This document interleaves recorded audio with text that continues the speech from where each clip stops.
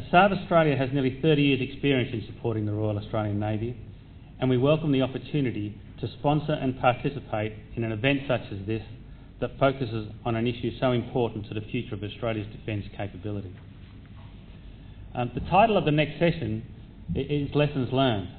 Some may call this session Scars and Wounds, as sometimes it is a contest to overcome the technical, personnel, the organisational and the programmatic challenges that are involved when delivering complex projects.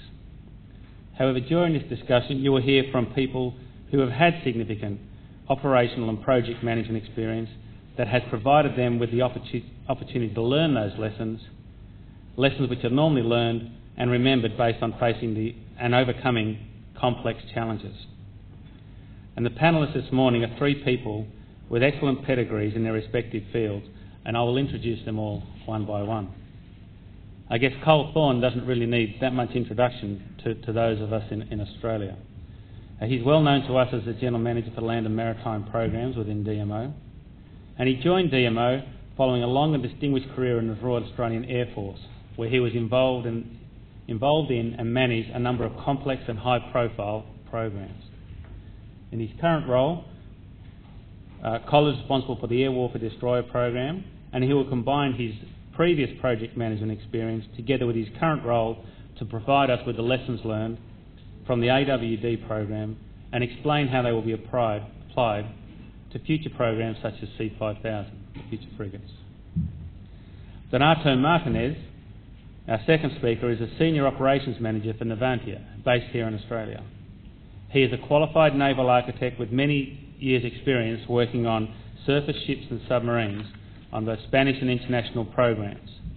He is now based in Australia, and given that the LHD and the AWD are the most contemporary ships being designed and built for the Royal Australian Navy, I look forward to hearing Donato's insights on the lessons that to some extent are still being learned on those most recent projects.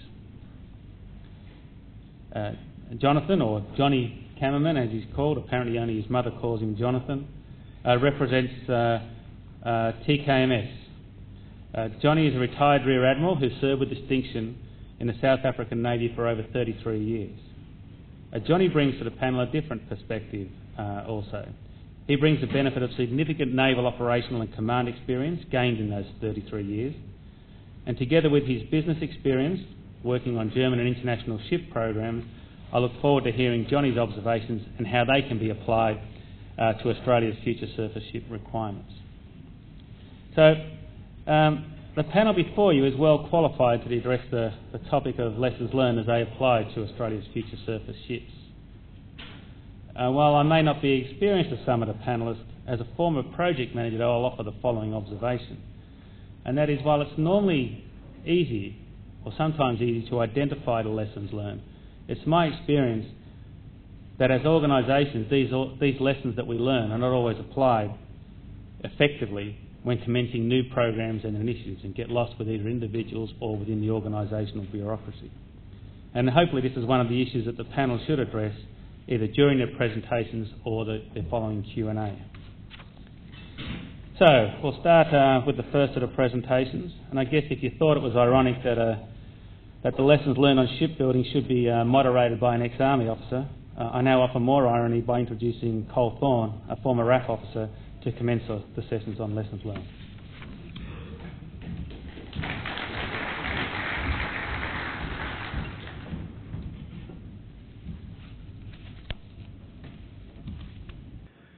I'd first like to thank ASPI for the opportunity to speak today.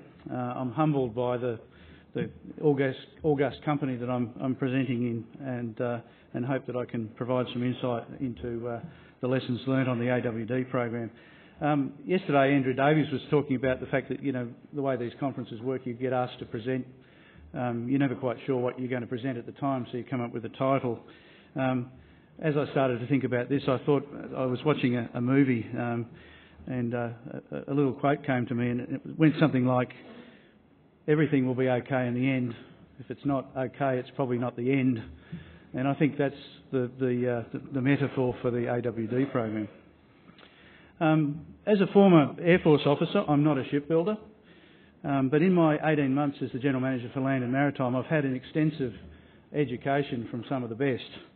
And of course that probably makes me considerably more expert than some of the commentariat that's out there in shipbuilding and submarine building. So for what it's worth, I've been around aircraft acquisition and support for some 30 years, and what I've found is that a lot of the principles are very, very similar. Obviously there's differences of scale and other things, but the principles are the same. Of course, in respect of the Air Warfare Destroyer program, I'm armed with one of those luxuries of management called hindsight. And I've got quite a bit of data, although some of the data is, I would say, inconsistent and contradictory, but there are some threads that persist. A few of the caveats. I'm still a Commonwealth officer, at least for the moment. And so there's a few things there. The review of the Air Warfare Destroyer project undertaken by Professor Winter, the former US Secretary of the Navy, and Dr John White, Australian industrialist and one-time shipbuilder, has not been publicly released except in summary, and so I'm not able to talk to you in detail, but I can confirm that what's been released publicly broadly hits the key issues. Contrary to what Mr Feeney said yesterday, we are well underway with those recommendations. We've got shipbuilding expertise from BAE Systems and Navantia and Raytheon being injected into the shipbuilder. We've got a comprehensive cost and schedule review that's underway and soon to be complete.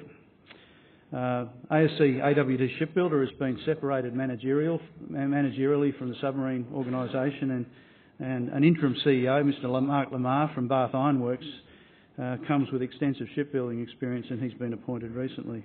Some ship blocks have been reallocated between the sites. Similarly, plans for the Australian naval shipbuilding and key projects like C5000 are still being debated by government. I offer my thoughts and insights, which may or may not be factors in shaping the future of those government decisions. First Principles Review, which I understand will be announced this morning, will have a profound effect on the way that government processes and advances the future frigate program, but I'm not able to go into that detail here this morning. ASPI have asked me to talk on lessons being learnt from the AWD program and how these lessons will shape our thinking on the future of Australian naval shipbuilding. Of course, different people take different lessons from the same set of outcomes, so context is quite important. There's a broad consensus around what needs to be fixed, but there's some differences of opinion about the finer points of what is working and what is not. While I do not come from a shipbuilding or ship repair background, as an Australian and as an engineer, I worry about the future of advanced manufacturing in Australia, and I'm supportive of the need for a naval shipbuilding industry in Australia.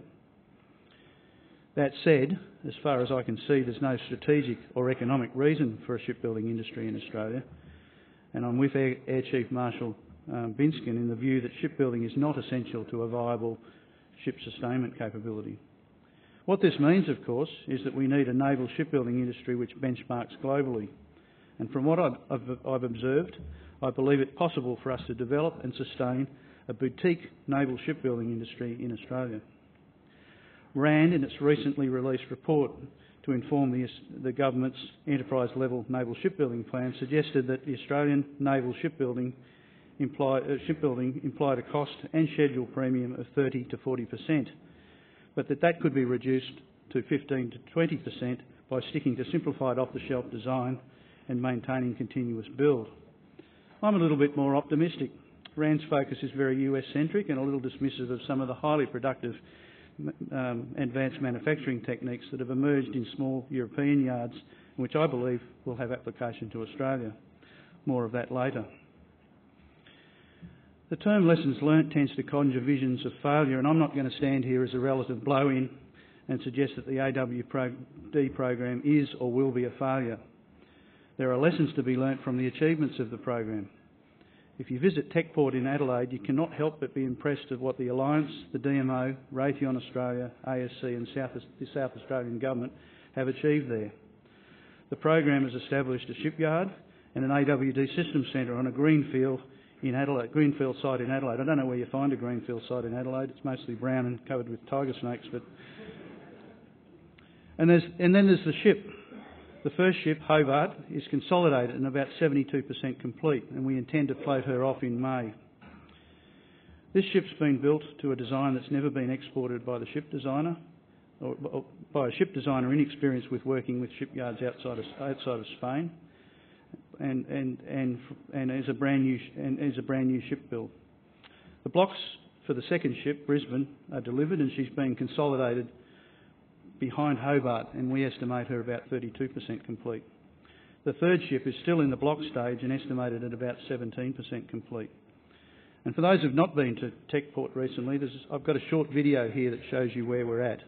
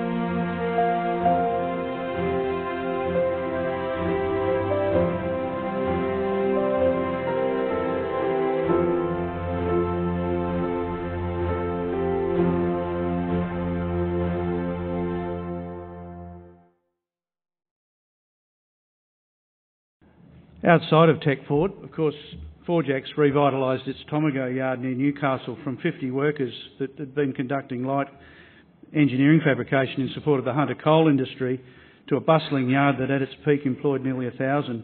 Similarly, BAE Systems reinvigorated its Williamstown yard in Melbourne, bringing online numbers and capabilities that they have today in support of AWD block builds and the hybrid build of the two Australian landing helicopter dock ships. Meanwhile, Raytheon Australia established its AWD through-life support facility at North Ryde and the Communications Integration Centre in Adelaide. The command team trainer for Navy, which has already been up and working, is now being moved into a purpose-built new building at HMAS Watson, and the AWD Training Centre is currently coming out of the ground at Randwick in Sydney. So there's been lots of achievements on the program.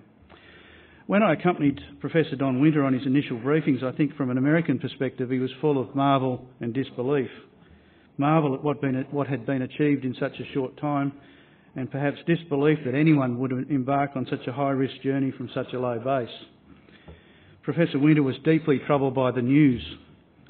New design, new shipbuilder, new yard, new block, new builders, new build methodology. He really was worried about the news, which probably brings me to the lessons. ASPI originally asked me also to comment on the lessons learnt on the ANZAC program, and I said, gosh, am I going to need to be an expert on that program as well? That said, Dr White's involvement in the AWD program threw up many parallels with the ANZAC program, and perhaps disappointingly, many of the lessons had to be relearned under the AWD program. So what's wrong with the program?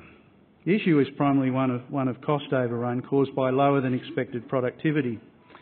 AWD shipbuilding is running at about 170 man-hours per compensated gross tonne.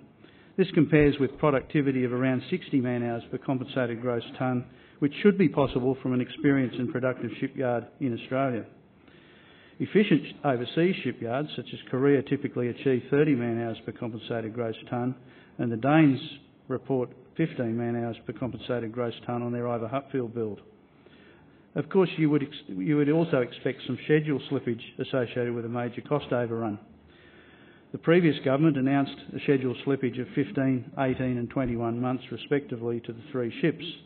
I anticipate another delay of about 12 months to each of the ships. That would mean an early 17 delivery of the first ship, mid-18 delivery of the second ship and early 20 delivery for the third ship. While it's not probably possible to underestimate DMO's frustration with the shipbuilders' poor productivity and slow pace of reform, the purpose of my talk today is not to point fingers. As previously stated, Professor Winter would also point to Defence's accountability for embarking on such a high-risk endeavour from such a low base, and accepting and relying on cost and schedule estimates from an industry that was not current, not competent or not experienced enough to make those estimates. In the various reviews that have been undertaken on the program, it was apparent that the issue is not one of worker competence, work standards or work ethic. It's clear that naval shipbuilding capabilities have atrophied over time, and at the time the AWD program commenced, by the time the AWD program had commenced, some serious lapses in dimensional control occurred in the early days with blocks at BAE Systems, problems that ASC has had with pipes, and more recently the discovery of widespread undersized welds on blocks from forejacks suggests engineers and trade supervisors had forgotten how to build ships to the required standards. I have been disappointed by some of the commentary that suggests there's nothing wrong and that we should just accept this as the norm for the first ship. Certainly if you equate the overrun in shipbuilding to the value of the entire $8 billion program, you get a small number. But if you are a bit more self-effacing and you measure the shipbuilding overrun against the shipbuilding budget, you're probably talking about overruns in excess of 30%. I'm sure new entrants to the AFL, the Giants and the Suns, don't benchmark themselves on the playing performance of the Melbourne football team. And I suggest that we cannot afford a multi-billion dollar national shipbuilding industry founded on the mantra that we're not as bad as we could have been. My focus today is to try and draw out those things that would shape how we proceed with Australian naval shipbuilding industry and C5000. I will not be delving into the capability or the quality of or the quantity of the future frigates, but I will talk to some of the issues that Chris Lloyd raised the other night around the commercial questions. The ship. The Hobart-class air warfare destroyer is a development of the Navantia F-100 frigate in service with the Spanish Armada. The Spanish had built 4 ships at the commencement of the project and have since completed the 5th. The Hobart is therefore based on F-104, but with agreed improvements from F-105. At just under 7,000 tonnes, the AWDs are much bigger than the 4,100 tonne Allied-class FFGs that they replace, or the 3,200 tonne ANZAC FFHs that have grown to something like 3,900 tonne with the ANZAC anti-ship missile defence upgrades. Central to the Hobart is the US Navy Lockheed Martin supported Aegis Baseline 8 combat system and the Spy-1D radar. The Ultra hull-mounted and towed array sonars, the 48-cell Mark 41 vertical launch system with SM-2 and ESM missiles. The ship has Harpoon, Phalanx and a normal assortment of naval guns, and of course an embarked Seahawk Romeo helicopter. The program was established via a series of beauty competitions, and this is a term we use in the DMO where the outcome is not fully defined or priced and where we're effectively selecting a partner. We ran a competition for a shipbuilder, won by ASC, a government business enterprise which had not built a ship before and did not have a shipyard. That would come later, courtesy of the South Australian government. We ran a competition for a combat systems engineer, won by Raytheon. And then we ran a competition for a ship design, which in the end game came down to a competition between the Navantia F-100 in service with the Spanish Armada and an evolved, Reed scaled-down version of the Arleigh Burke-class frigate in service with the US Navy. In the end, the cost and complexity of the evolved design led us to select the F-100, and all I can say is thank God.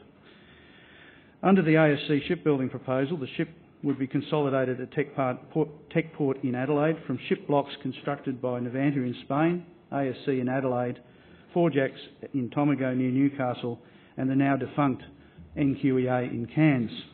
When NQEA failed to achieve certain contractual preconditions, their block allocation was transferred to BAE at their shipyard in Williamstown. The program was implemented under an alliance arrangement which was a solution to a problem. A modern warship is half ship, half system, combat system, sensors and weapons. How do you marry a house which doesn't know much about shipbuilding with a shipbuilder who doesn't have much experience with systems integration? Traditional prime contractor, subcontractor model would have had one or either of the companies leading the activity in which they had little competence and probably would take a fee on the way through. The solution recommended by commercial advisors Carnegie Wiley was an alliance. With the luxury of hindsight, perhaps we should have paused there and asked ourselves why we needed to invent such a complex marriage instrument, and had we selected the right partners. Indeed, if we'd properly understood at the time the company cultural and incentive alignment that is needed for an alliance to work, we might have also rethought our choice of partners and or the alliance model and incentives. So what is an alliance? The alliance, or more correctly in this case, the Alliance-Based Target Incentive Agreement, or ABTIA, is a three-way contract around a gain-pain, risk-sharing architecture. A target cost estimate to deliver the ships and other elements of the program is agreed between the parties and funded through to completion by Defence. The Commonwealth, via the DMO, shares 50-50 with the industry participants, Raytheon and ASC. And Raytheon and ASC have separate contractual arrangements between themselves, which apportions their 50% of the gain-pain between them according to workshare. The Alliance-Based Target Incentive Agreement is interesting in itself and points to this not being a pure alliance. Pure alliances rely on a great deal of trust and mutual commitment to shared outcomes, concepts that are an anathema to defence and defence industry, I've found. Various provisions were included in the agreement to sharpen accountabilities of the parties, but with the benefits of hindsight, and I've had some experience in alliances before, my advice is to avoid playing with the provisions of a pure alliance. My observation is that all alliances that have been implemented in defence have played with the pure alliance model with unintended consequence. In the case of the ABTIA, provisions to sharpen accountabilities have eroded the best for program ideals of the alliance.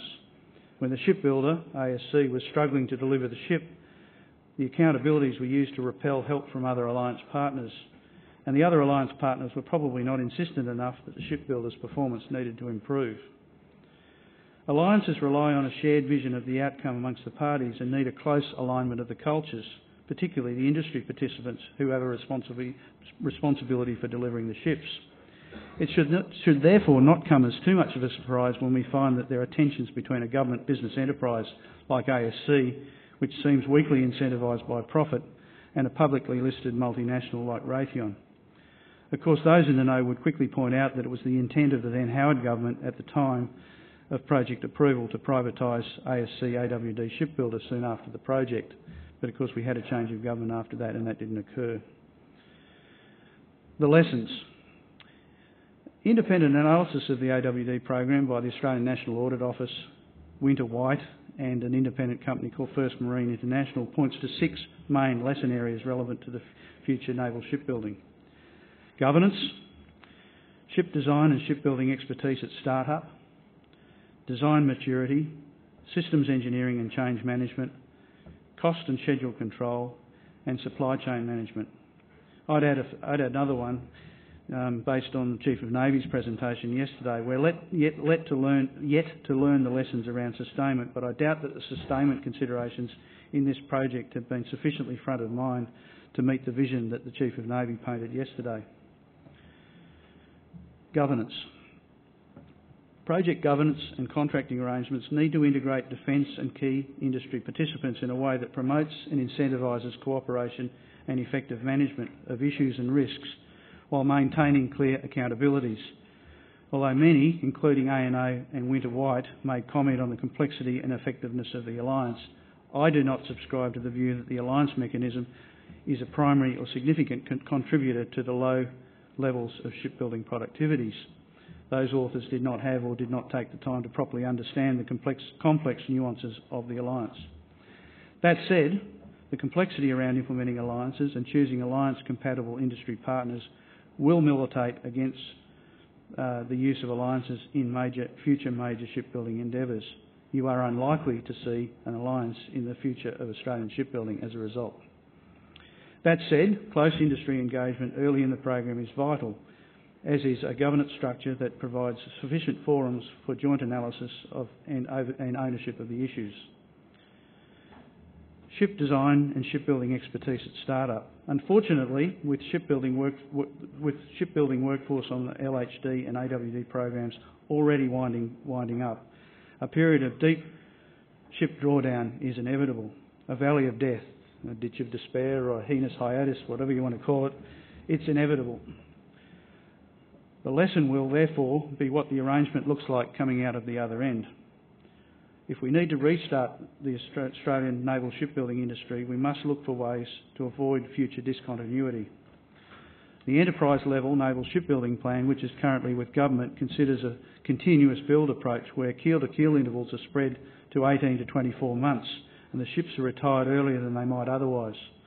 The additional costs implied by shorter service life would be offset by reduction in expensive midlife update programs. There must be a high-level integration between the designer and the shipbuilder throughout the program. We are unlikely to design our own major warship, and the complexity of importing a new ship design for production in an Australian shipyard should not be underestimated. Careful risk mitigation should be applied where a ship designer and the shipbuilder has not previously exported a design, or where an Australian shipyard has not imported a design from that ship designer. Both ship designer and shipbuilder must be aware of how the shipyard infrastructure, layout and performance of the yard affects the way the ship design is built. The program must also recognise the limited and dispersed base of shipbuilding in Australia. There must be an experienced shipbuilding management team with adequate shipbuilding production engineering, management systems, quality systems, including dimensional control, and quality and capacity for the volume of work planned to meet the cost and schedule commitments of the build. This is particularly important where experience in the shipbuilder is not current or recent for complex warship construction. The program must bring the experience of the designer and the previous class builder to incorporate lessons learned in the production and maximise the productivity. The program must exploit this expertise in developing the initial cost and schedule estimates. For these reasons, I see future major naval shipbuilding must be led by the overseas ship designer builder. I would advocate that the shipyard facility itself remain in government ownership, but there are a range of acceptable models for providing the prime contractor control over shipbuilding. These would range from ownership of the local shipbuilder to licence to operate the shipyard.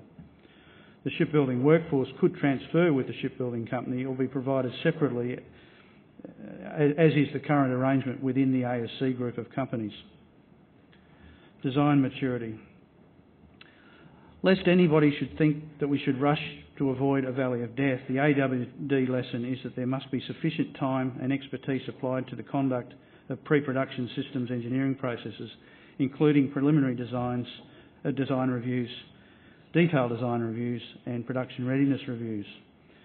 Design, construction and delivery dates must be fully assessed to confirm that there's enough time for the pre-production and systems engineering processes prior to cutting steel. Experienced and accountable shipbuilders must conduct an integrated and rigorous review of the design and build data and review quality and stability of the design and construction in the nominated shipyard or shipyards. This review should be supported by contemporary computer-aided design technology. The AWD program invested hundreds of millions of dollars in having the shipbuilder review technical data on the basis of the review, and on the basis of that review, warrant the ship data as suitable for building in Australia. Clearly, this approach did not work as the reviewers had insufficient shipbuilding expertise to know what they were looking at. Production should only commence when the infrastructure resources and construction data are stable enough to allow the production to commence within manageable cost and schedule risk profiles. The ship designer must be held accountable for the quality and accuracy of the design information, and again, this points to the ship designer builder leading the program. Systems engineering and design change management. Some design change in large and complex shipbuilding programs is inevitable, so efficient and effective processes must be implemented to minimise the effect of these changes on shipbuilding productivity. The ship designer Navantia had never exported a ship design before, and the shipbuilder ASC AWD shipbuilder had never imported a design or built a warship. The Navantia design assumed an experienced shipbuilder and a tradesman-like production workers supported in the facility by experienced production engineers. On the other hand, ASC assumed a build-to-print design and organised its engineering and production accordingly. To explain by reference to a context, by a domestic context, it would be like taking an architect design for your new house to a builder, electrician or plumber. The designs could go into detail in every aspect, or you could rely on a tradesman to ensure the pipes and wires are made, joined and routed to code. Obviously I oversimplify, but not much. While there is some suggestion that ultra-efficient European shipyards are moving towards a form of build-to-print, aided by advanced engineering and manufacturing techniques, the broader consensus seems to be that it's naive that a ship build could ever be build-to-print. The program must manage growth of scope, especially managing impacts of changing naval requirements and regulations, and international maritime requirements, although I'd stress that hasn't been the issue on the AWD program. Design change management must be supported by contemporary computer-aided design technology at hand in the yard. Again, you see this theme of seamlessness between the ship designer and the shipbuilder. Cost and schedule control. The program must establish a realistic budget with adequate contingency and management reserve to treat shipbuilding risks, including inaccuracies in the initial estimate of scope and productivity. You don't have to be a rocket scientist or even a shipbuilder to understand the importance of starting with a sound estimate and managing costs and processes to achieve that estimate. It's apparent to me that there were problems with the initial AWD estimate. Those of us who have been around large capital projects would understand that cost estimation is about breaking a project plan down into bite-sized pieces, work packages, and then estimating the costs of each, usually using experience from what it took to do the job the last time. But what happens if you've never done it before? Well, you engage folk who have. They tell you what it would have cost to do the work in their yard using their design and their productivity. Of course, you apply a lot of management reserve to the estimate, but what is a lot? Suffice to say, if you don't get the estimate right, chances are you have an overrun on day one. Once you've got the estimate, it's important to allocate the budgets down to those who deliver the work packages, to hold cost account managers accountable for delivery. It's pretty clear that an inexperienced shipbuilder who interpret gain, pay and share mechanisms of the alliance to be cost plus did not appear to be incentivised to implement a rigorous, comprehensive, pervading cost and schedule control system and culture. Budget management and cost control must be measured regularly on a total program basis, with accountability and consequences for non-performance. The program must develop and monitor a set of shipbuilding productivity metrics from the outset to gauge key factors affecting productivity and, where required, bring about productivity improvements. Independent expert oversight and benchmarking of cost, schedule and productivity metrics is essential. The AWD program has used internationally recognised First Marine International, or FMI, who benchmarks dozens of shipbuilding programs annually worldwide. Finally, supply chain management. Performance of a supply chain is a significant factor in shipbuilding performance and productivity. There must be a high level of integration between the shipbuilder and its supply chain throughout the program, with appropriate supply chain assurance. The undersized weld issue, together with rework and wholesale scrapping of materials, point to some serious deficiencies in the quality assurance system of the shipbuilder, especially when it came to subcontractor and supply chain. Given the volume and value of product and materials coming from ship block subcontractors and from European suppliers, it's difficult to see why there was not more investment in resident inspectors and more intrusive overseas inspections in those far-off locations. So in conclusion, the AWD program has achieved a lot in a short time, establishing a new shipbuilder and a new yard for a workforce and an industry that had not built warships in a very long time. The AWD program has exposed weaknesses in the enterprise and is struggling to achieve satisfactory shipbuilding productivity. While we cannot avoid the valley of death in establishing a naval shipbuilding industry around the Australian future frigate program, we need to be alert to the consequences of a hiatus in shipbuilding and set up a continuous build program to avoid future hiatus. It will be important to exploit the expertise of the overseas ship designer and builder in leading and controlling future shipbuilding programs. Thank you for your attention. Thanks.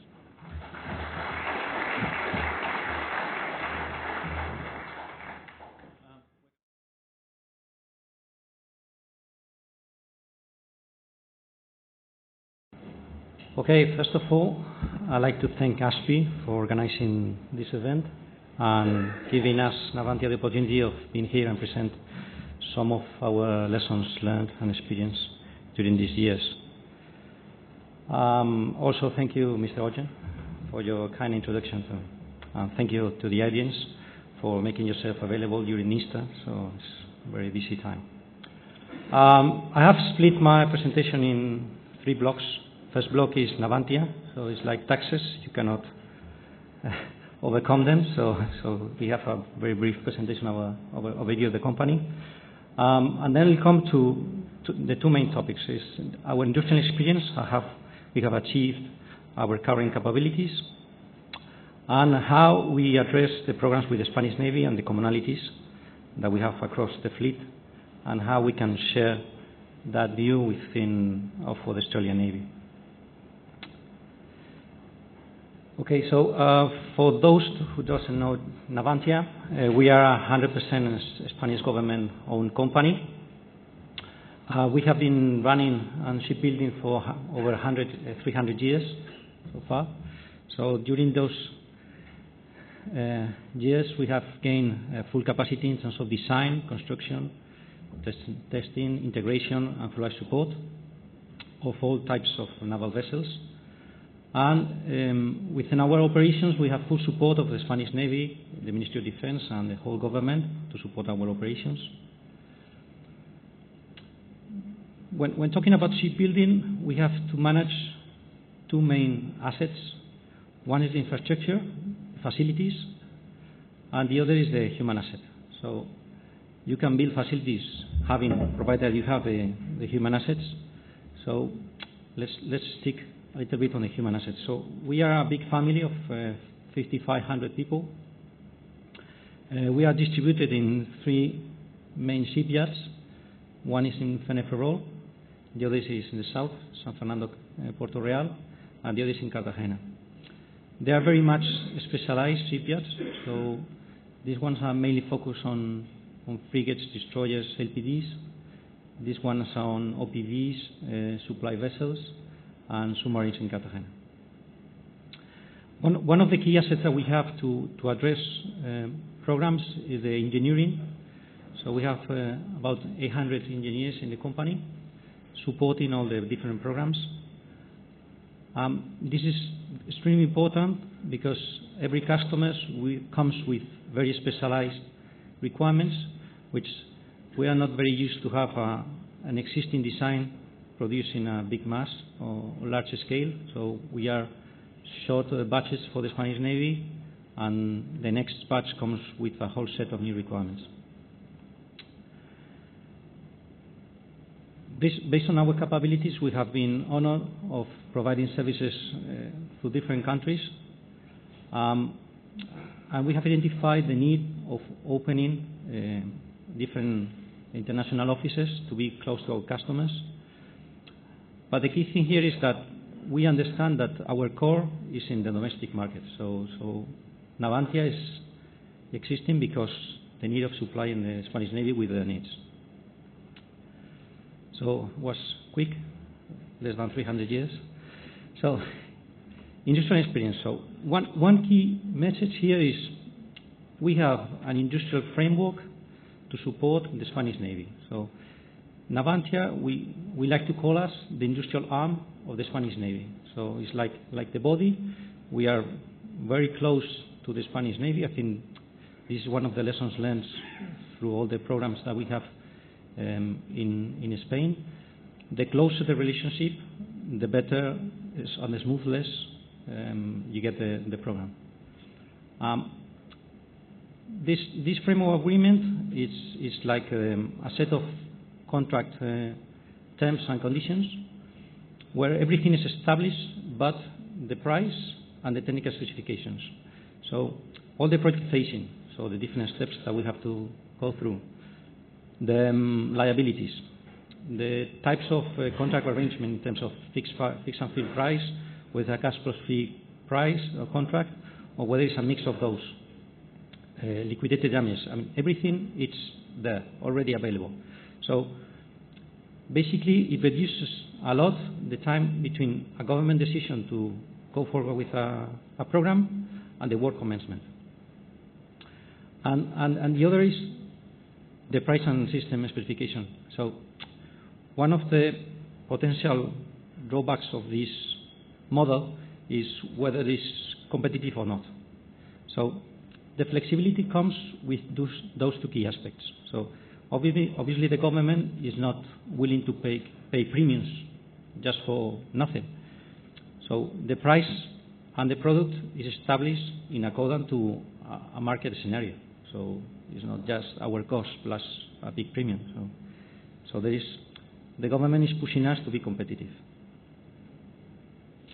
Well, this is an important chart. No? And successfully, the time scale is not visible, but so this is roughly the 70s around here, and this is almost the 2000 years. Okay, so the last decades we've been working with either a foreign or a co-design to develop our capabilities. And it is just after almost 3 decades that we've been able to develop on our own our product for the Spanish Navy and for foreign navies. So this is something important that I've said before, is bearing in mind that every shipyard is specialized in a type of product. So, the question could be, could you be able to manage shorter time of period focusing on only one type of product? And the answer is, and our experience is no, because we have already done that. So these 2 to 3 decades is based on shipyards fully with all the capabilities, all the facilities, all the team, and focusing on specific products. Okay. Sorry. So that framework that provides Navantia with the property stability in the long term, the support in the very first decades to gain the capabilities has provided us a large portfolio that we are able to design and build almost any kind of vessel, from aircraft carriers, amphibious and auxiliary ships, frigates, submarines, OPVs, mine hunters, etc. So, commonality across the program. So, I was at the very beginning when preparing the slide, I was focusing on that part, but I found interesting to compare what the Royal Australian Navy is doing, no? Because Spain and Australia are very different countries, but in terms of the GDP, they are quite similar, and in terms of size of the navies are quite similar as well, and they are both very close related. So the Spanish Navy, in terms of frigate, they started with F-100. They make 2 batches, one of 4 ships and a second one of 1 ship. The LHDs, so as shown in the picture, we started with LPDs and then with a large LHD. LCMs to fit inside of the LHD, so there are 12 small crafts. A supply vessel, so we have 2 within our Navy, the Patiño and the Cantabria, and 4 OPVs. We just recently signed last year a second batch of 2 OPVs, and the through support. So all our shipyards are very close to the Navy facilities, and in every shipyard we have some repair infrastructure to provide services to the Navy. So every time the Navy puts on us a new ship, it's with new requirements. But doesn't mean that it's completely new. So basically what we are trying to provide the Navy is with the commonality of design solutions. So there are systems that are common to the 100 and LHD, and the 100 and the supply vessel, etc. So we try to optimize the level of effort in terms of design by providing common solutions. What is interesting for comparing with the others is we are trying to do the same when being selected for the Royal Australian Navy program. So interesting data is the 100 and LWD have 90% of components, common components. But 25% of those are common also to LHDs. So in terms of supply chains, just focusing on supply chains, the advantage that it comes having common design solution is enormous. So the level of stock, for instance, you have to provide the parts to the different ships is much less. Huh? So what happened with the future? No? So I've prepared a few slides. So in terms of frigates, we are working in the C5000 RDS, trying to analyze different design changes on how to evolve an F100 platform to cope with the C5000 top-level requirements. And we find that this platform is quite flexible, so it can fit almost up to 7,000 tons. And we are putting there the experience of the 100, the first batch, the second batch, the LWD experience, and also the Norwegian experience, which was more anti-submarine warfare frigate, with more stringent airborne noise and radiated noise requirements, and, well, basically focusing on anti-submarine warfare. LHD, I think this has been a very successful program with a very complex management arrangement, because almost 85% of the ship is being built in Spain, and the other 15 is being built here in Australia. So this is not a pure like AWD model or the F100 model. It's something in between, which I think has provided good results for the Australian Navy. So the first boat is already delivered, and the second is going to be delivered this year. LCMs, we have already provided 8 LCMs to the Commonwealth. This is a good program. It's running on budget and ahead of the schedule. Supply vessels. So here our intention is to try to share with Australia the experience here. So we have 2 ships operational within the Spanish Navy. They are based on military standards, and I think that, I mean, the ship is already known because, as shown in the picture, has been spent 12 months here in Australia trying to support the Royal Australian Navy operations. We have also quite experience in OPVs, so 6 already signed.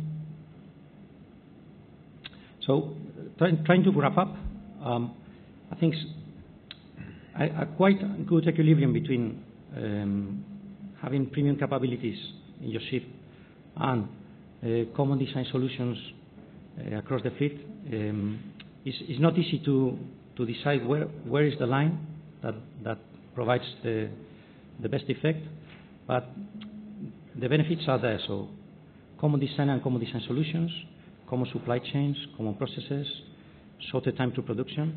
So the less effort in terms of redesigning the shorter the time to production, and obviously provides less risky solutions. So we also understand that it's very important to support locally, because these are Australian programs. So what we are doing is we are over 50 people right now in Australia, and we are increasing our footprint here. So in order to better support the Australian programs. So I think I almost catch up. So key message. Industrial capabilities gained through the Spanish Navy programs with industrial framework that basically puts everything together, but the price and the technical specifications. We have a strong relationship with the Spanish Navy and between the navies that will help a lot. Common solutions to create great value. So this is not just doing a new design every time, so taking profit of all the experience gained, and providing a long-term approach in Australia to better support the needs. And thank you for your attention.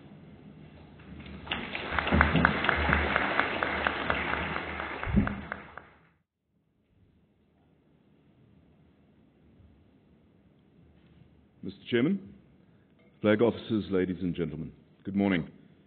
I'm going to tell you this morning, or talk to you this morning, about our experience with a development of a ship which we believe is a perfect multi-role capable ship for your three oceans, the vast expanses of the Pacific, Indian and Southern Oceans that you know so well. We call it the MECO A400, and it's our latest development out of our long experience in the MECO family. The first thing, of course, and this amplifies Admiral Manhart's speech yesterday, that Germany faced a tremendous revolution in the way they did things in terms of the new operational challenges coming out of the end of the Cold War.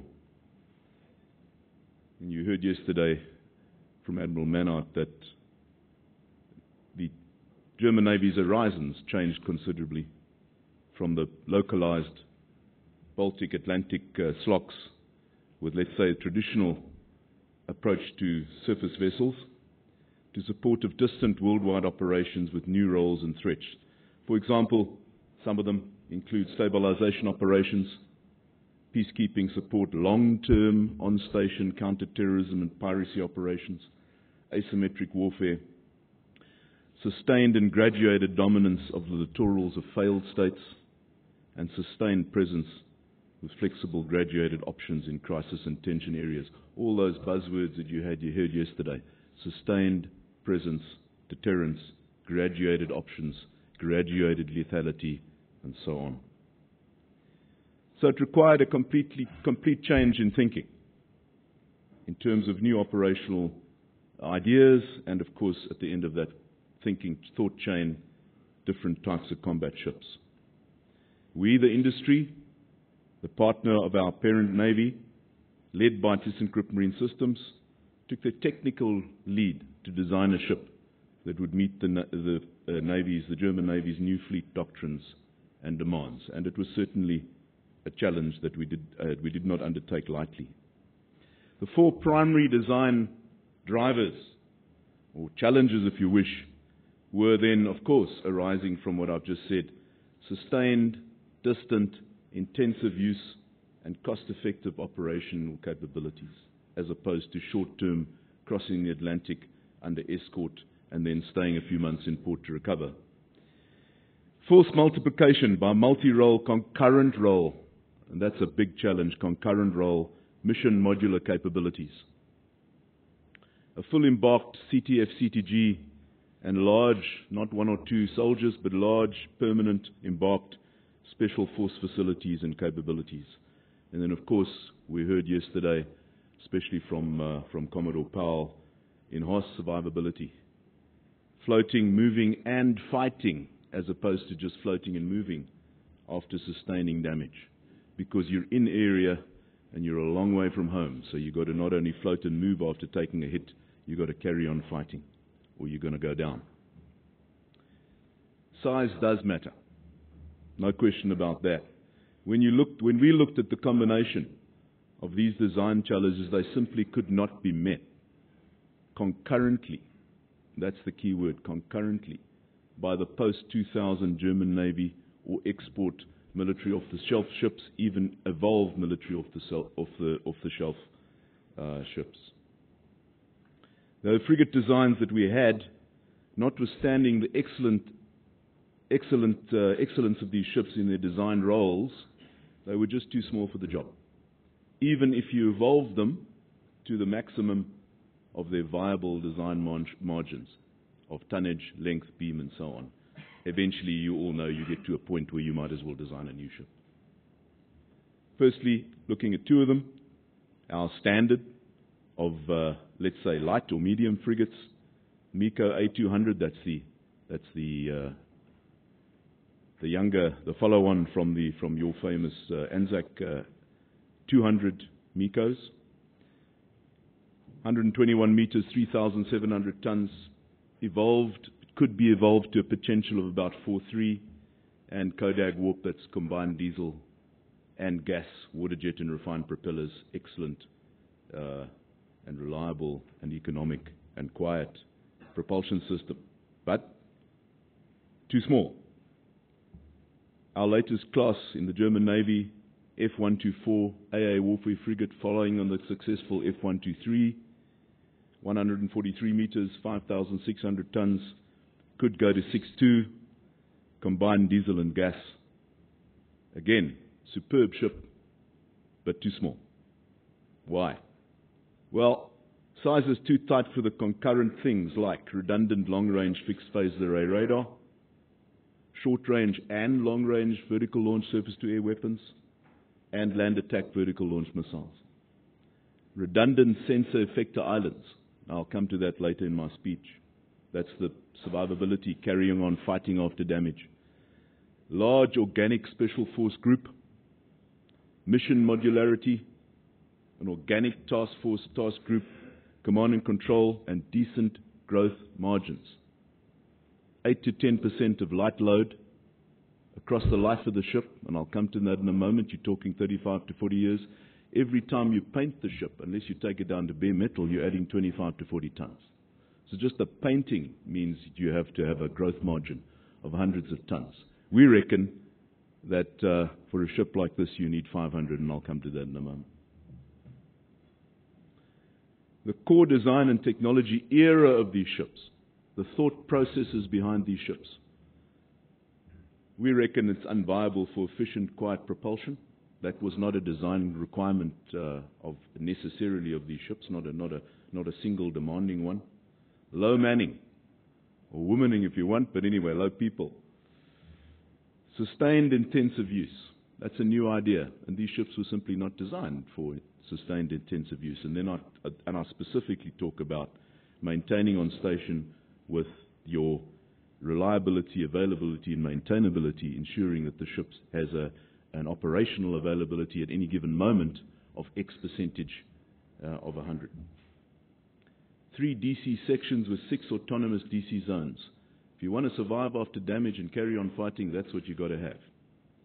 And these ships were simply too small.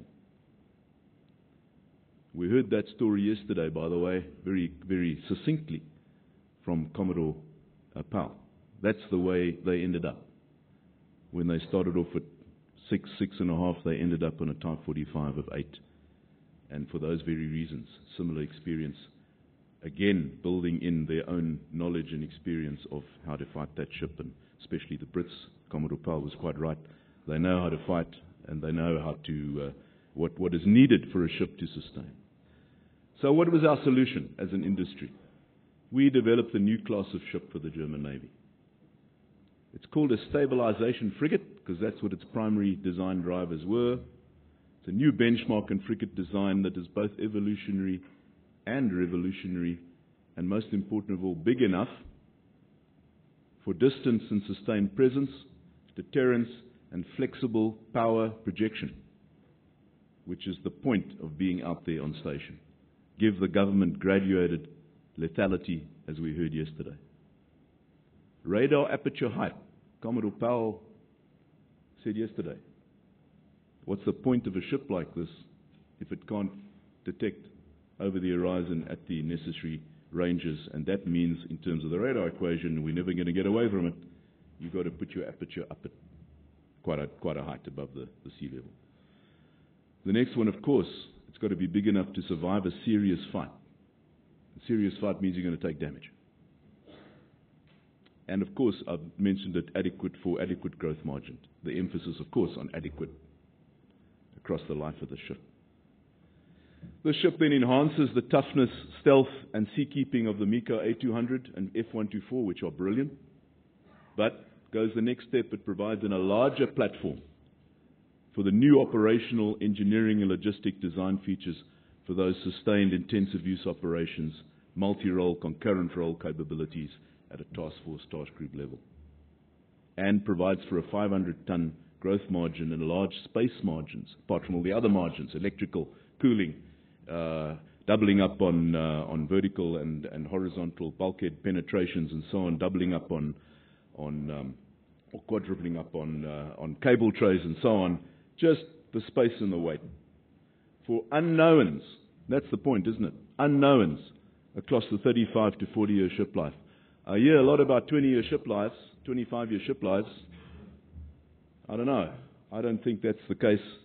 I think most navies want to keep their ships for 35 years plus, and probably will.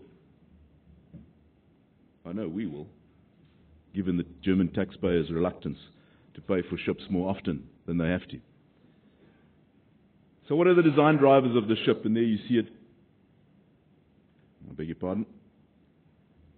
Sustained presence, power projection by rapidly deployed embarked special forces.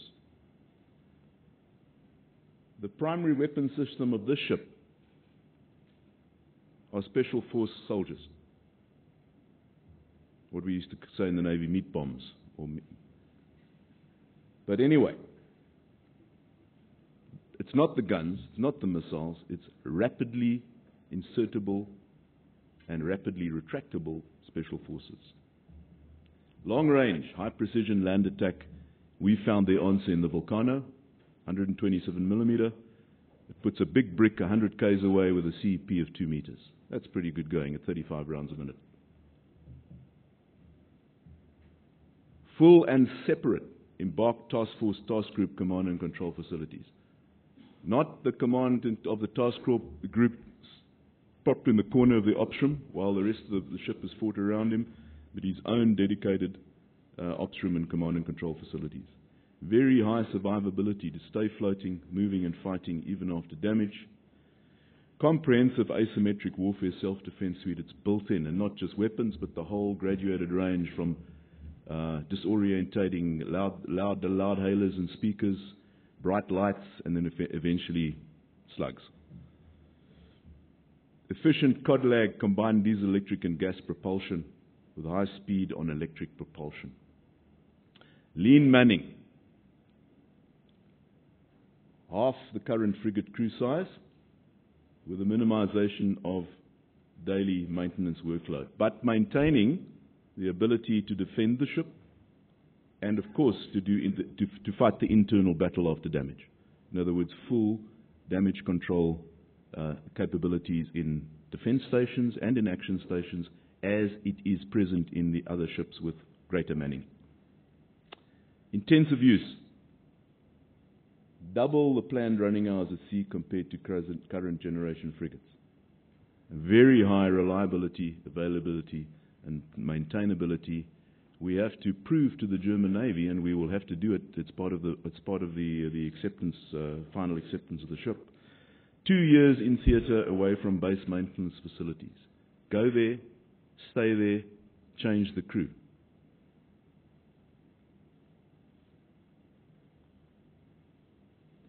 Looking at the features, 149 meters, slightly longer than the 124. Good beam, we always build short, fat ships, inherent stability, so that in a seaway you're not buggering up your 10-degree angle, which you have to maintain in your beautiful geometrically flat surfaces. But what's the point of a 10-degree angle on your shell when you're rolling 10 degrees and producing 90 degrees to the enemy's, to your adversary's radars and other sensors? So inherent stability is the key that we believe in very strongly as a German shipbuilder. Reasonably shallow design, draft design of 5 meters, combined diesel, electric and gas. Speed on diesel electric 20 knots. In other words, the ship will spend the vast majority of its life on electric propulsion, with those diesels going at a constant speed, providing for the lighting in the captain's cabin, and of course propelling the ship. Speed on code lag, because we have a derated gas turbine for economy, greater than 26 knots, and I'll explain how we can amend that to greater than 28 knots in a minute. Range at about 12 knots, because long range on this particular vessel was not a major driver, given that the assets that we have with allies and within the German Navy itself of underway replenishment. But this ship will do over 5,000 nautical miles at above 12 knots. Mission modularity. We have 5 flex areas on this ship. Full load displacement over 7,000 tons, 7.1. Growth margin, however, have a good look at that. That's about 8% of light load, and that's what it should be. Anybody who goes below 7-8%, you got trouble on a big ship across 40 years. Crew, 120. That's to man the ship, to fight the ship. But we add to that another 70 bunks and the hotel services required for those bunks. Of course, you can put more than 70 people on if they're prepared to sleep on foam rubber mattresses, but the hotel services, that's the hot water and the sewerage and all the rest of it for another 70. That's predicated on 50 Special Force Organic on board, and then 20 in CTG, CTF, and so on, additional people. Endurance 30 days. That's a factor of your victuals and so on. Helicopters, 2 MH90s or bigger. Combat boats, you can see them there behind these armored boat openings. 4 10-meter boats could go to 11-meter. Very high-speed ribs carrying lots of either boarding parties or special forces. And containers on the upper deck, first time on a German frigate, you can carry without taking anything off 2 TEUs. Cod lag. It's the answer, in our view. It's really a superb system, and it's now come of age. 2 big E-motors, 4.7 megawatts from Siemens, and then the 4 propulsion diesels, if you will, but in this case they are in fact diesel generators. Big 12 cylinder, 12V, 3 megawatt, and there's 4 of them. And then of course your LM2500 from General Electric gas turbine, in this case derated from 24 megawatts to 20 megawatts, because speed was not a driver for this particular ship. This is an interesting table. F123 CODOG, cylinders in use at 10 knots, 72, at 20 knots, 72. CODAG F124, 44 in use at 10 knots, 64 in use at 20 knots. This ship, at 10 knots, 12 cylinders, and at 20 knots, 24 cylinders, and that has to tell you something about maintenance, reliability, economy, and so on. That's our intensive use concept, and it's quite dramatic. 125, well, let's start with the 124. This is the current German Navy leading frigate. After about 6 months of deployment anywhere, she would return to base for the normal base maintenance, crew changing, docking and essential defects, and so on, giving about 2,500 hours at sea planned a year, and we're achieving roughly that. And a crew, traditional, over 200 men and women. F125, we're going to take her out there for 24 months, operate the ship for 5,000 hours a year with 120 men and women. I must say the asterisk, it's a 2-crew concept. Crew exchange every 4 months in the operational area, greatly increased availability and greatly increased morale. And that's probably the best thing out of this exercise that we're going to get, that our men and women will come into the Navy and not leave when they're 22 because they're sick and tired of having no life. And it is difficult enough, especially in Europe, to attract and retain quality young people. But it also means, and you know the old story, those of you who've been through the Navy, who are the people that don't do the training courses, the promotion courses and all the rest of it? Well, they're the men and women who stay at sea all the time. So when the crew goes back, that's when they do their promotion courses, their training courses, they see their family, kiss their kids, and so on and so forth. Very important. And we reckon we can do this. It doesn't matter whether we reckon we can do it. We're going to have to prove to the German Navy as part of the acceptance. They don't pay us before we prove this, that we can do it, and we reckon we will. But of course a lot goes into that, just the logistic engineering of selecting the right LRUs, line replaceable units, to carry on board a ship like this, not the wrong ones, as we've all been experienced at sea with. Lots and lots of the wrong PC boards, and not the ones that fail, and none of the right ones, and you end up with your radar being deficient after 10 minutes because you don't have a spare magnetron or floggle toggle or whatever you need. Enhanced survivability. Long ago, the German Navy, and going back to the First World War even before, but nevertheless, let's only go back a few years, introduction of armoured box girders. F123 and F124 has 3 of them. They carry all of the essential supplies, your fibre optic cables, your electrical primary supplies, your control cables, and so on. Also, by the way, they give tremendous longitudinal rigidity and strength to the ship, but that's another story. Double bulkheads. These are blast bulkheads, blast-resistant bulkheads, and so on. We've incorporated, of course, in these ships, but also we now have 3 completely autonomous DC sections, and each of those DC sections has 2 autonomous damage control zones. And each of those zones then contains all of the necessary essentials for combating fire, flood, and of course smoke. German Navy shock standards, of course, the full BV 0230. There's no redundancy. There's no reduction on that whatsoever, because we believe that while you can introduce commercial standards for the galley fridge, you don't introduce commercial standards to your damage control. Modularity. Well, we've been doing modularity for a long time. MECO stands for, it's a German acronym meaning Mehrwerk Kombination, which is literally modular ship. We introduced that a long time ago at a various degree, depending on the customer, depending on the ship, but essentially we introduced it initially as an aid to us selfishly building the ship quicker, more efficiently, and thus cheaper. But the spin-off, of course, if you can build the ship in a modular way, you can take it apart and put it back together again, which is, of course, the dockyard's problem across the 40 years of the ship. So the first thing, it was easier to build the ship, and then, of course, the refitting and upgrading. So everybody won in this particular aspect, and we have taken that to quite a finite degree with regard to our latest vessels. But the second aspect of modularity that we got to, and that's really the key about the MECO system, is that basically we have a standard hull and machinery in a class. Shown here is the A200, and providing that it fits our MECO range of margins, that is the interface margins for mechanical, electrical, weight, space, power, and all of those other things, you can put anything you like there. And we do. We don't care about these things. We don't make them, with respect. We care about this thing. And whatever goes in those holes, we can integrate, no problem at all.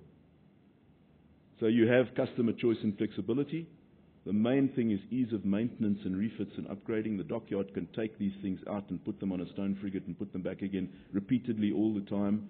And then, of course, ease of local building, and I'll come to that later on in my discussion.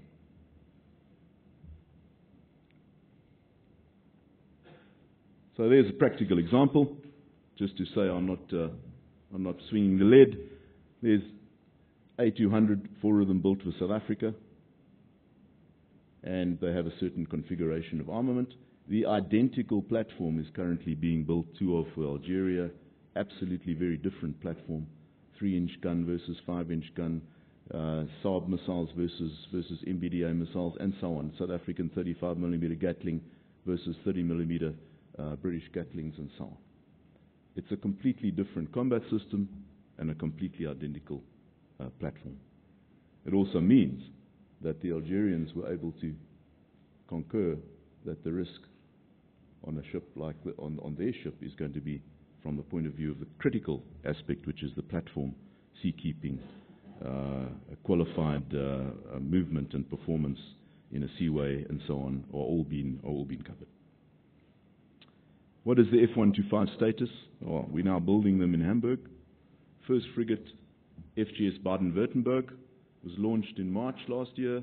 There she is, coming out of our covered docks. We don't build in the open air. We build in covered docks. The roof opens up, you drop the module and you close the roof, and you seal up, and you build in a completely free, dry area, which on a steel ship tends to make a difference across the life of the ship. First delivery 2016, followed by this 12-month intensive use verification test period by the German Navy, and woe betide us if it doesn't work, but it's going to work. Fourth ship delivered 2019, and the German Navy will then really have an amazing new capability. So what have we done? We've evolved this MOTS, if you wish, multi-role frigate design, looking at a number of Navy's requirements. Firstly, the German Navy has a new requirement. We heard about it yesterday. The MKS 180 multi-role combat ship, the Canadian Navy surface combatant, the Royal Australian Navy C5000, which of course we are closely examining yesterday and today and tomorrow. Future frigate. Each of these programs, of course, have unique national requirements, but we've seen very clearly that there's a large overlap in the primary platform and combat system capability requirements with the F125. Not an entire match, but it's a very large overlap. And the F125 will reach proven maturity by 2017, qualifying it as a MODS. So we envisage that we take the basic F125 platform with all its good ideas, hull and machinery, and we adapt it to incorporate those generic requirement capabilities of the MKS 180, C5000 and the Canadian Surface Combatant, resulting in what we call the Evolved MOTS MECO A400 generic design, and our aim is more than 80% commonality to all. Specific national requirements we can then incorporate just like the MECO. That is the MECO concept. Basic hull and machinery, adapted combat systems to fit the specific requirements. And it works. We've been making it work for the last 40 years. Just a picture of that, pretty simple. F125, we redesign it for the A400, incorporating those generic requirements. And then, of course, we can then spin off, firstly, national to the MKS 180. And then, should it be the case, certainly we would offer to the Canadians and the Australians. Analysing what we know at this stage of the Royal Australian Navy top-level requirements, we confirm that this drives out a ship of not less than 7,000 tonnes, and conclude that a modified F125 will in fact provide a suitable basis for an evolved MOTS. Mapping the requirements onto the F125 design, and taking into account our MECO experience and track record, we see absolutely no difficulties or undue risk in accommodating all of the RAN combat system requirements, including CFAR, S, X, and L bands, 48 Mark 41 vertical launch system strike length cells for SM2, SSM Tomahawk, and whatever else you can pack into those cells. Completely integrated sonar suite, that's hull mount sonar and VDS TAS, and of course torpedo decoy systems inherent in that.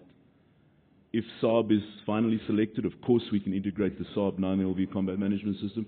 We're doing so right now on 2 export frigates in Germany, and we've done it many times in the past. And of course the Aegis fire control, similarly we've done that before many times.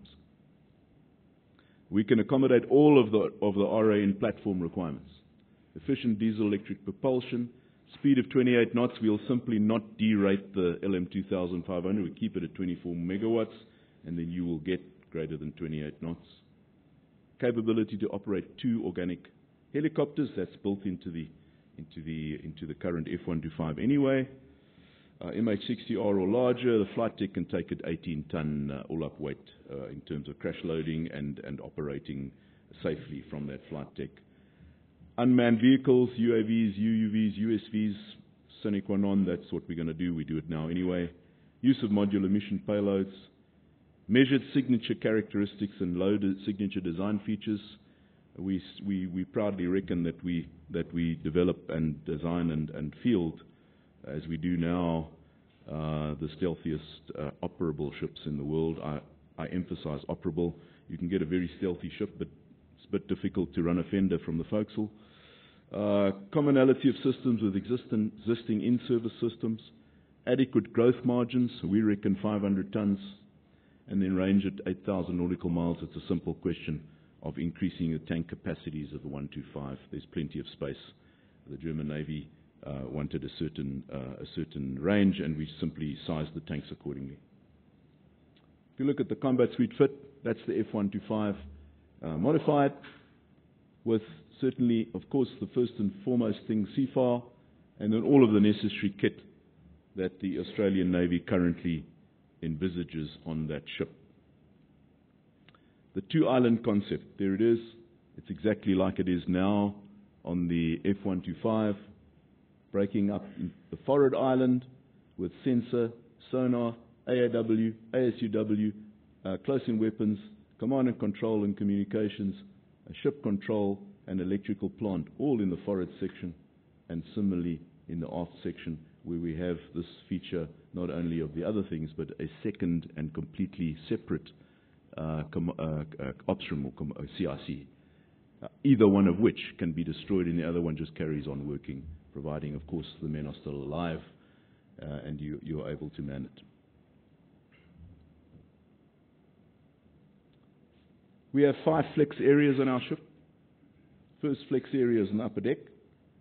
TEUs, 2 times TEUs, whatever you want them to be. One of those large boat wells is typically available for a flex area, and we would say in that flex area you can have UUVs, USVs up to 11 meter length. The hangar flex area, you've got 2 big hangars. One of them, and they're separated by armored bulkheads. One of them, of course, can convert to carry UAVs or drone MCMVs, which you then put on a rail out to the upper deck, put it in the water from the flight deck, and you've got yourself an MCM capability, because it includes a drone MCMV control system. So you can do, let's say, organic MCMV, at least for clearing a passage forward. And then, of course, in any case, there is plenty of spare space on a ship like this to do whatever you like. Down aft, you have the whole transom, of course, would open, sliding doors, and then you have your aft flex area with a total of 4 TEUs that can go in there, and of those TEUs can contain anything you like. TAS, VDS, mines, UUVs, USVs, special boats, and so on. I beg your pardon? Perfect. Just a quick note on what we heard from Colin Thorne this morning about building ships with both sides not having the experience about either building your own design overseas before or building somebody else's design in your own country before. This is our track record. Since 1960, in the last 55 years, we've built 139 warships. More than 50% of them. It's quite a unique track record. Were built in indigenous shipyards, not our shipyards, indigenous other people's shipyards of customer countries, and that implies above all else technology transfer. But we own our technology. We're a private company, of course subject to German export authority, but once they give the green light, it's our technology and we can do what the heck we like with it, and we do. We're a prime contractor. We're a prime designer of first-of-class vessels. We've built 90 frigates and corvettes in 17 new classes, brand new classes, to 13 navies worldwide, including NATO navies. And of course, the continuum of this build is anything you want it to be. It can be, whoops, beg your pardon, what do I do now? Just reset my, thank you. Oops, reset it again, sorry. To the last slide.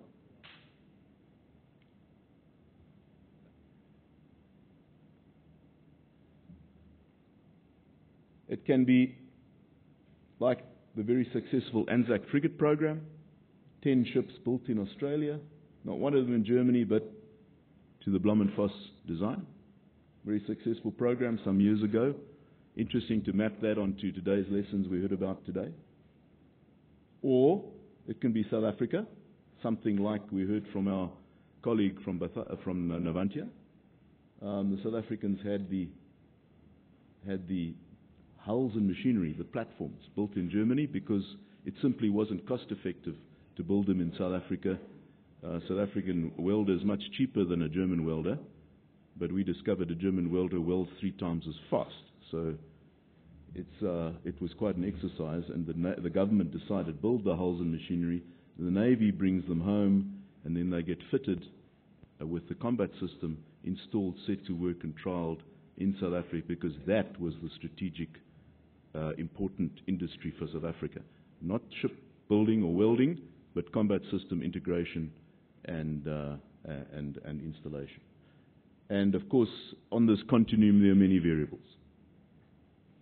So, but anyway, we'll build your future frigates anywhere that the Australian government wants to build them, with full technology transfer and close, I mean close, on-site technical and program management support and assistance to the Australian shipyards for the duration of the build, and that's an important word. I thank you very much.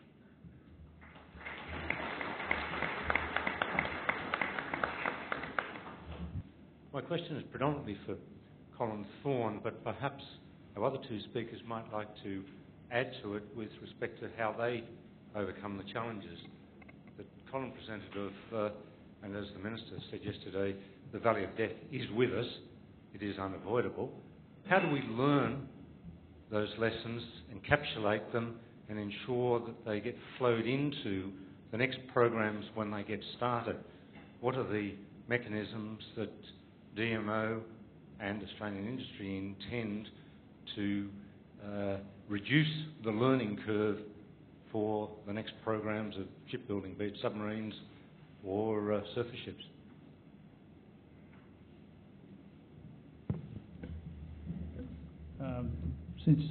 Since I was the one that the question was aimed at, I'll have a first chop. I think we need to go into this program really understanding the issues associated with coming off a very low base. I mean, my assessment is that we're probably talking about 3 to 5 years of very, very low shipbuilding activity before it resumes in earnest.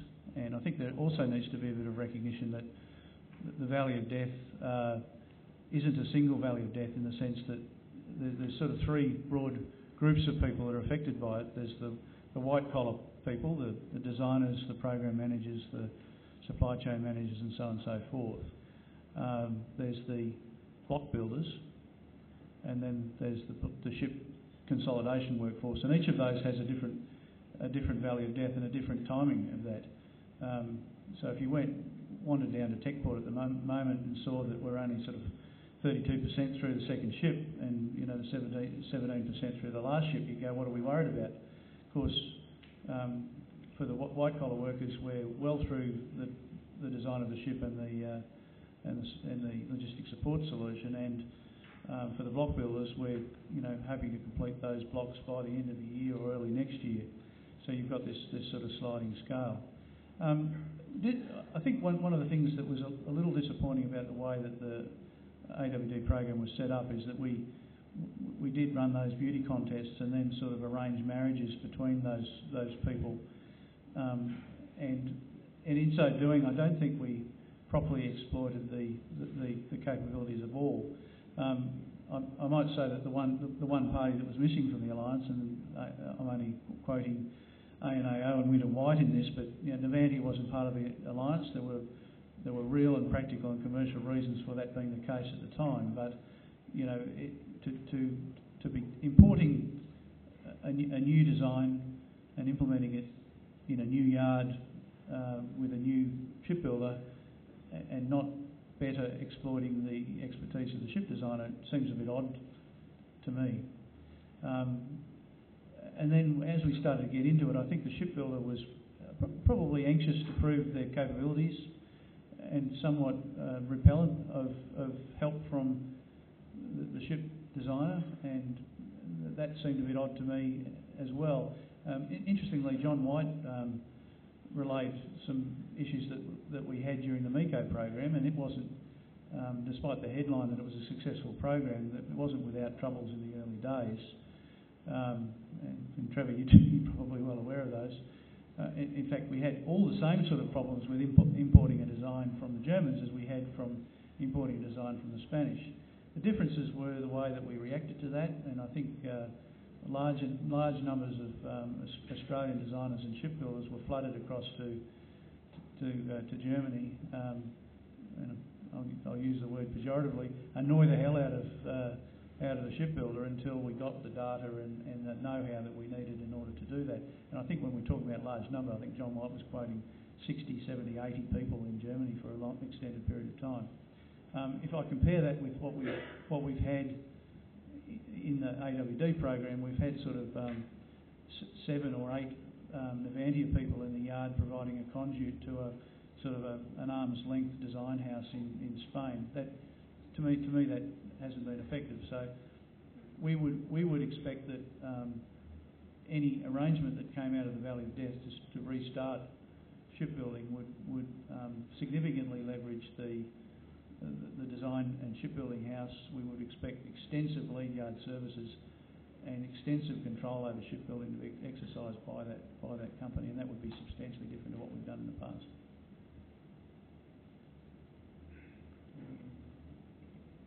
Yeah, I'd like to add to that, not in terms of the so-called Valley of Death, but in terms of what the last remark, in terms of technology. Technology walks on its feet.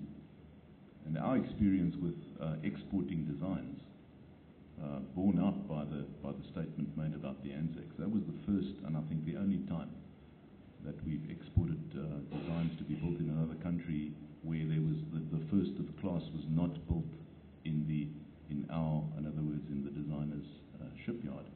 And I think that's not a good way to go, because you're immediately introducing yet another risk, i.e. the successful transfer of technology. So I'd recommend to Australia, and I'm taking my TCAMS hat completely off now, putting my retired admiral's hat on.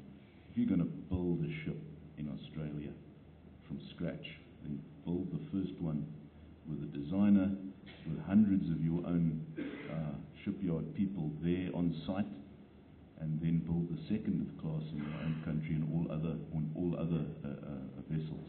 That was very successfully done by us in countries with, when they started at least, with a much lower industrial base in Australia.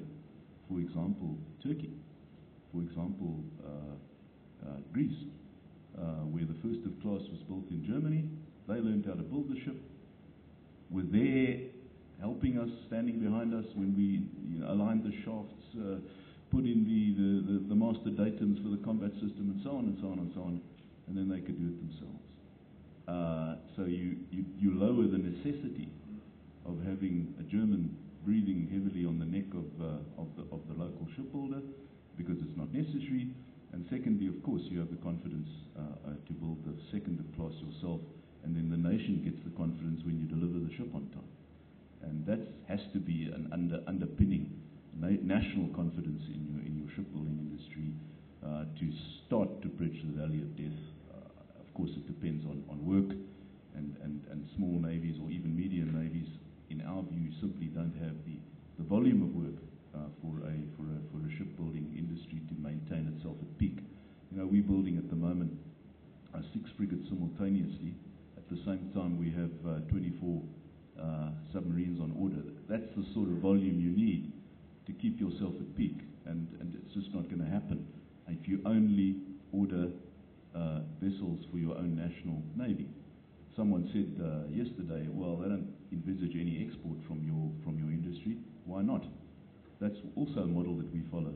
We export technology to build a ship in another man's country, and we always include the potential of him to sell that ship further, providing, of course, there's royalties and licenses. That's normal.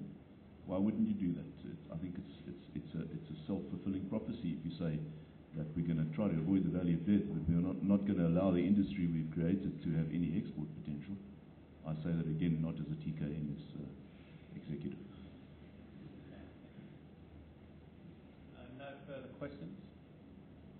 Ladies and gentlemen, I ask you to thank me and join me in thanking the panellists for their time this morning. Thank you very much.